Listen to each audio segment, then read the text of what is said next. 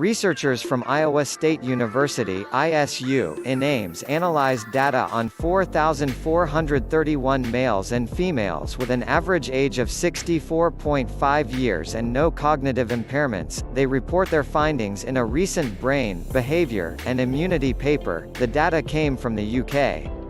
Biobank, which is tracking the health and well-being of 0.5 million volunteers around the United Kingdom. The volunteers were between 40 and 69 years of age when they enrolled during 2006 to 2010. The researchers examined the relationship that variations in abdominal subcutaneous fat and lean muscle mass had with changes in fluid intelligence over a 6-year period. Fluid intelligence refers to reasoning, thinking abstractly, and solving problems in novel situations, regardless of how much knowledge the person has acquired. The analysis showed that fluid intelligence tended to reduce with age in those participants who carried more abdominal fat. In contrast, having more muscle mass appeared to protect against this decline. The team also found that the effect of muscle mass was greater than that of having more body fat. These links remained even after the researchers adjusted the results to remove the effects of potential influencers, such as chronological age, socioeconomic status, and educational level. Chronological age doesn't seem to be a factor in fluid intelligence decreasing over time, says Oriel A. Willett, Ph.D., Assistant Professor of Food Science and Human Nutrition at ISU. It appears to be biological age, which, here, is the amount of fat and muscle.